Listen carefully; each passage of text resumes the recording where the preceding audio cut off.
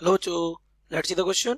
Assertion assertion क्या कह रहा है? Graph between potential energy of a spring versus extension और कंप्रेशन, जिस डिस्प्लेसमेंट से उसको स्ट्रेच या कंप्रेस किया जाता है of the spring is parabola. तो उसके बीच का ग्राफ कैसा है? Parabola. Reason, potential energy of stretched और compressed spring is directly proportional to the square of extension और compression. Option A, both A and R and true and R is the correct explanation of A. Option B, both A and R are true but R is not the correct explanation of A. C, A is true but R is false. Option D, A is false but R is true. Option E, both A and R are false. So let's see the key concept of this question. The key concept of this question is what? Potential energy. ये क्या है हमारी?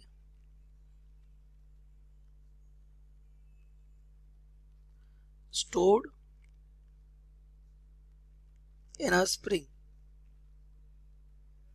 तो spring में stored क्या? Potential energy. तो हम एक स्प्रिंग कंसीडर करते हैं बेटा, ये तो ये स्प्रिंग अभी नॉर्मल स्टेट में ऐसी है।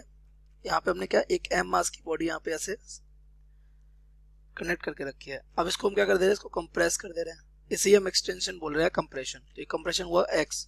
तो आपको पता है ये बॉडी कहाँ आ जाएगी? यहाँ आ जाएगी ये बॉडी। ओके, तो एम मास की बॉडी यहाँ आ गई, कितना? एक्स कंप्रेस हो गई। तो जब इसको कंप्रेस करते हैं तो आपको पता है इस पे एक फोर्स लगता है, इसे क्या कहते हैं? Spring force. That force F vector is directly proportional to minus k x, मतलब माइनस एक्स। ये इसके प्रोपोर्शनल होता है क्योंकि फोर्स की डायरेक्शन डिस्प्लेसमेंट की कैसी होती है? Opposite. It is what? Restoring force. Okay, तो ये रीस्टोरिंग फोर्स हमारे यहाँ से क्या आ जाएगा? F vector is equal to minus का k x vector, where k क्या है? K is what? Spring constant. ये स्प्रिंग कांस्टेंट हो जाएगा। नाउ हमें क्या चाहिए? Work done. Work done in pushing it to the distance x। तो यहाँ पे इसका एक्सटेंशन कितना था? 0। यहाँ कितना हो गया? x। तो वर्क डन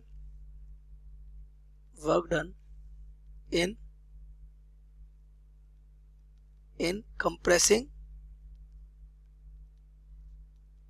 द मास। तो वर्क डन क्या हो जाएगा बेटा इसका? Work done will be force into displacement. तो 0 से कहाँ लेके जा रहे हैं? x, और फोर्स इनटू डिस्प्लेसमेंट क्या हो जाएगा इसका? dx।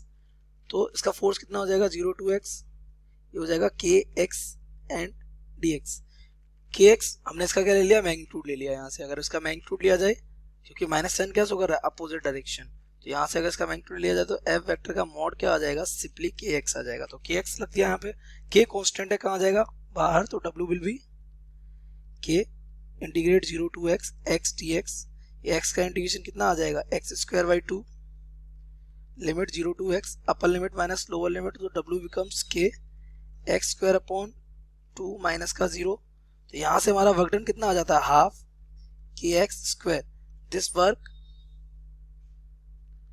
Is stored as potential energy of the spring. Spring की पोटेंशियल एनर्जी बन के स्टोर होता है। तो हमारी पोटेंशियल एनर्जी क्या होगी स्प्रिंग की? स्प्रिंग की potential energy becomes U is equal to half k x square.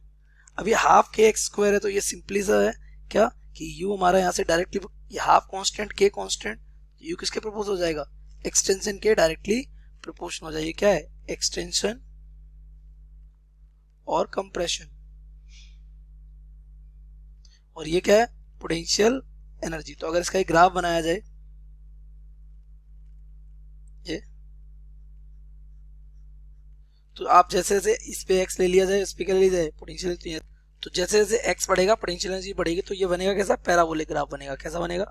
ये इस तरीके से ये बढ़ता चला जाएगा। तो it becomes what? Parabolic graph. ये कैसा ग्राफ है? पैराबोलिक। तो अगर अपने ऑप्शंस को देखेंगे आप, तो असर्शन हमारा करेक्ट है क्योंकि ये कैसा बनेगा? पैराबोला बनेगा।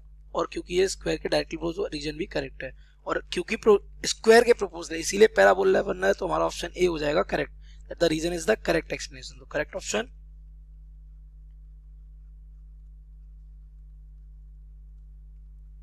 A. I hope you have understood it well. Best of luck.